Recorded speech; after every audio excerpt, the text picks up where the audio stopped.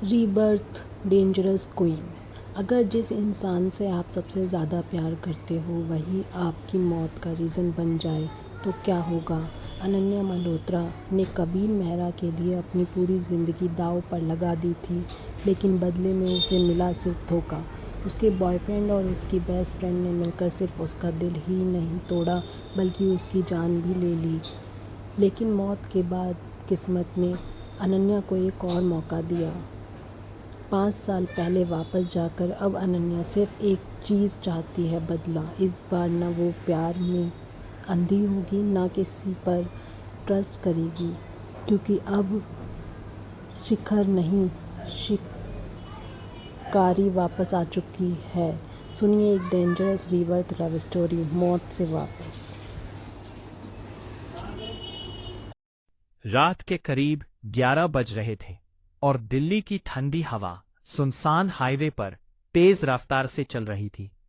दूर दूर तक सिर्फ स्ट्रीट लाइट्स की पीली रोशनी थी जो अंधेरे को मुश्किल से चीर पा रही थी। एक ब्लैक लग्जरी कार खामोशी को तोड़ती हुई रोड पर बहुत स्पीड में दौड़ रही थी और उस कार के अंदर बैठी थी अनाया मल्होत्रा। उसका चेहरा आंसुओं से भीग चुका था और उसके हाथ इतने ज्यादा कांप रहे थे कि स्टीयरिंग संभालना मुश्किल हो रहा था। उसकी सांसें तेज चल रही थी और आंखों में सिर्फ दर्द था। फोन स्क्रीन पर अभी भी वही फोटो खुली हुई थी जिसने उसकी पूरी दुनिया तोड़ दी थी। उस फोटो में कबीर मेहरा और उसकी बेस्ट फ्रेंड नायना कपूर एक दूसरे को किस कर रहे थे। अनाया की आंखों से आंसू रुक ही नहीं रहे थे। 3 साल से वो कबीर से मोहब्बत करती थी, उसके लिए अपनी फैमिली से लड़ी थी, अपने सपने सैक्रिफाइस किए थे और उसके बिजनेस को सक्सेसफुल बनाने के लिए दिन रात मेहनत की थी। उसने कभी सोचा भी नहीं था कि जिस आदमी को वो अपनी जान से ज्यादा चाहती है वही आदमी एक दिन उसकी जिंदगी बर्बाद कर देगा। उसने स्टीयरिंग को और टाइटली पकड़ लिया। उसके दिमाग में कबीर की पुरानी बातें बार बार गूंज रही थी। तुम मेरी स्ट्रेंथ हो अनाया, मैं तुम्हारे बिना मर जाऊंगा। आज उसे समझ आ रहा था कि वो सब सिर्फ झूठ था। तभी उसका फोन वाइब्रेट हुआ और स्क्रीन पर कबीर कॉलिंग फ्लैश होने लगा। अनाया का दिल और ज्यादा टूट गया। उसने गुस्से और दर्द में कॉल रिसीव किया। हाउ कुड यू कबीर, मैंने तुम पर इतना ट्रस्ट किया और तुमने मेरे साथ ये सब किया। दूसरी तरफ कुछ सेकंड्स तक साइलेंस रहा और फिर कबीर की ठंडी आवाज सुनाई दी। तुम्हें सच पता चल ही गया। अनाया की आंखों से आंसू और तेज बहने लगे। उसकी आवाज कांप रही थी। कबीर, मैंने तुमसे प्यार किया था। कबीर हल्का सा हंसा और उसकी वो हंसी अनाया के दिल को चीर गई। प्यार? तुम सीरियसली इतनी स्टूपिड हो अनाया? तुम मेरे लिए सिर्फ एक इन्वेस्टमेंट थी। मुझे तुम्हारे फादर की कंपनी चाहिए थी और तुमने खुद सब कुछ मेरे हाथ में दे दिया। अनाया को लगा जैसे किसी ने उसकी सांसें रोकती हो। उसकी आवाज टूट गई। और नायना, वो भी तुम्हारे साथ थी? कबीर बिना किसी रिग्रेट के बोला। ऑब्वियसली, वो शुरू से मेरे साथ थी और तुम बस एक इमोशनल फूल थी जो हम दोनों की बातों में आ गई। ये सुनते ही अनाया का दिल पूरी तरह टूट गया। जिस लड़की को वो अपनी बहन मानती थी वही लड़की उसकी जिंदगी बर्बाद करने में लगी हुई थी। उसकी आंखों के सामने सब कुछ बिखर रहा था। तुम लोगों ने मेरे साथ ऐसा क्यों किया? कबीर की आवाज और ज्यादा डार्क हो गई। बिकॉज तुम वीक हो अनाया, और वीक लोग सिर्फ यूज होते हैं। इतना कहकर कबीर ने कॉल कट कर दिया। कार के अंदर एक डेंजरस साइलेंस छा गया। सिर्फ अनाया की रोटी हुई सांसें सुनाई दे रही थी। उसने रोड साइड कार रोक दी और दोनों हाथों से अपना चेहरा पकड़कर रोने लगी। उसका पूरा शरीर कांप रहा था और उसे लग रहा था जैसे उसकी पूरी दुनिया एक ही पल में खत्म हो गई हो। उसने धीरे से अपनी एंगेजमेंट रिंग निकाली और उसे देखते हुए टूट चुकी आवाज में बोली, मैं इतनी अंधी कैसे हो सकती थी? तभी उसका फोन दोबारा वाइब्रेट हुआ। इस बार नंबर अननोन था। अनाया ने आंसू साफ करते हुए कॉल रिसीव किया। हेलो। दूसरी तरफ से एक हैवी और सीरियस आवाज सुनाई दी। मिस अनाया अगर जिंदा रहना चाहती हैं तो अभी तुरंत वहां से निकलिए। अनाया कंफ्यूज हो गई। क्या मतलब? आदमी ने जल्दी से कहा, your brakes have been cut. ये सुनते ही अनाया का खून जम गया। उसने तुरंत ब्रेक पेडल दबाया, लेकिन पेडल सीधा नीचे चला गया। कार का ब्रेक कंप्लीटली फेल हो चुका था। उसकी आंखें शॉक से फैल गई। तभी उसने रियर व्यू मिरर में देखा कि एक बड़ा ट्रक फुल स्पीड में उसकी तरफ आ रहा था। Oh my God! अनाया ने पैनिक में कार स्टार्ट करने की कोशिश की, लेकिन कार कंट्रोल से बाहर हो चुकी थी। ट्रक और पास आ रहा था और उसकी हेडलाइट सीधा अनाया की आंखों पर पड़ रही थी। अनाया का पूरा शरीर डर से कांप रहा था। प्लीज कोई मुझे बचा लो। उसकी आंखों के सामने उसकी मां का चेहरा आया। उसके फादर और उसके अधूरे सपने याद आने लगे। उसे समझ आ गया था कि शायद आज उसकी जिंदगी खत्म होने वाली है। अगले ही पल ट्रक सीधा उसकी कार से टकराया। एक बहुत तेज आवाज के साथ कार हवा में उछालकर डिवाइडर से टकरा गई। हर तरफ ग्लास टूटने की आवाज गूंज उठी।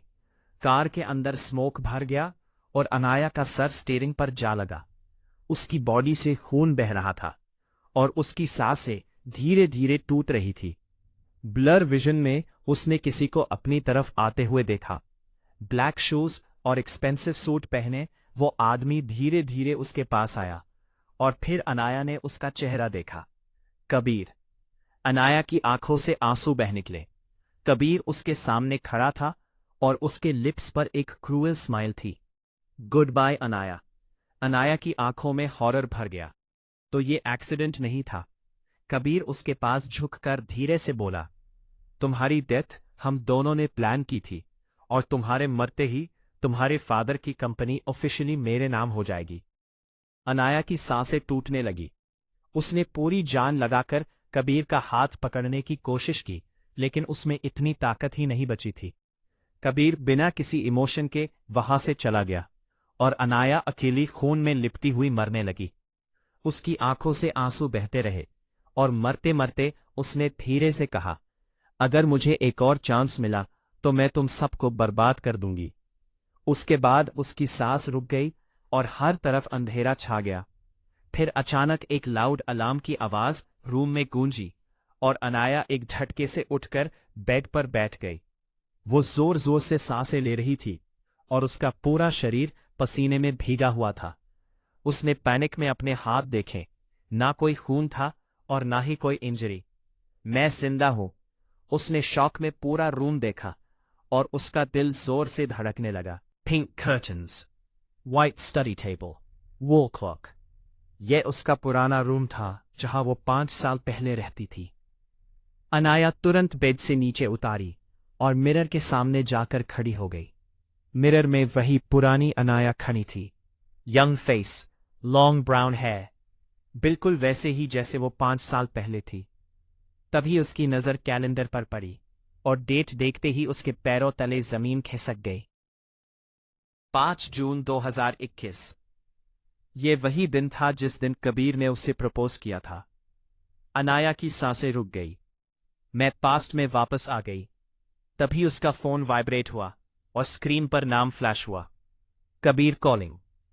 इस बार अनाया की आंखों में आंसू नहीं थे, सिर्फ नफरत थी, प्योर हेट।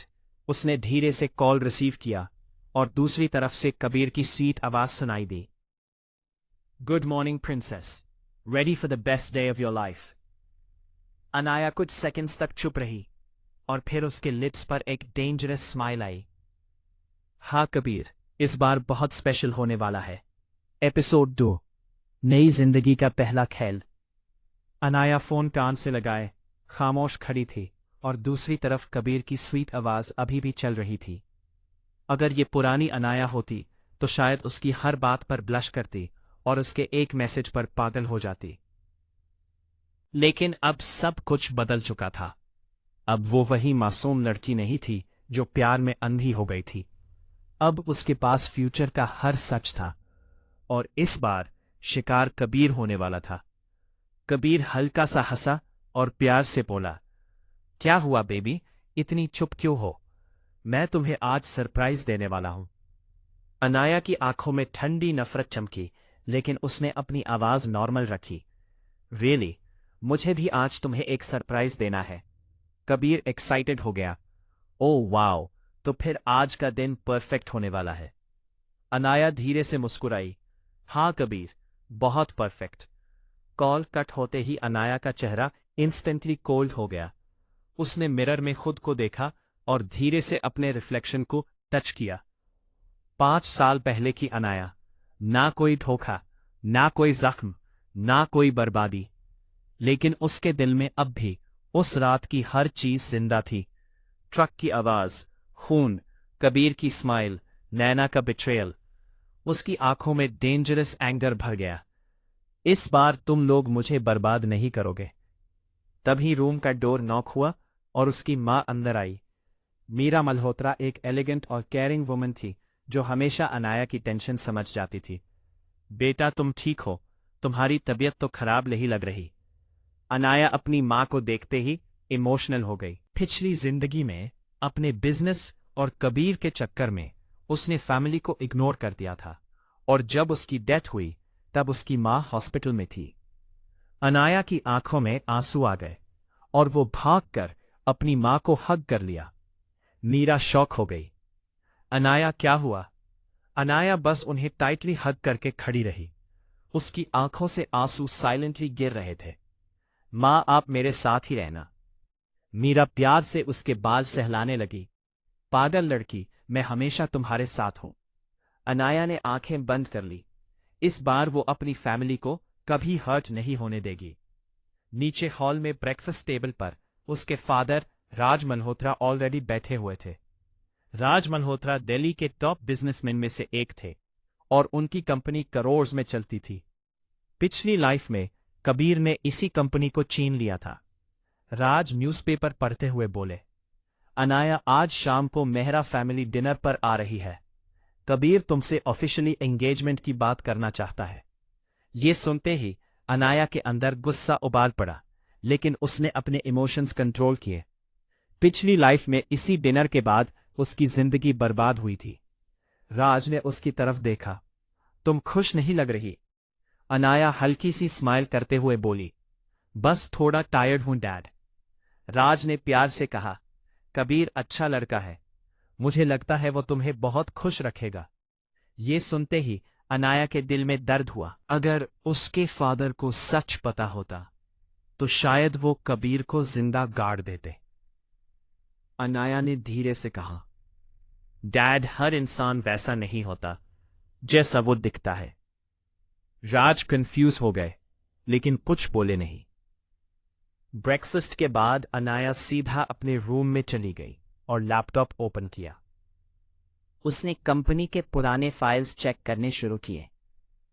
पिछली लाइफ में कबीर ने धीरे धीरे उनकी कंपनी के शेयर्स अपने नाम किए थे और सब कुछ लीगल दिखाया था। लेकिन इस बार अनाया रेडी थी। उसने एक नोटबुक निकाली और हर उस इंसान का नाम लिखना शुरू किया जिसने उसके साथ बिट्रेयल किया था। कबीर मेहरा, नायना कपूर, विक्रम सेठी।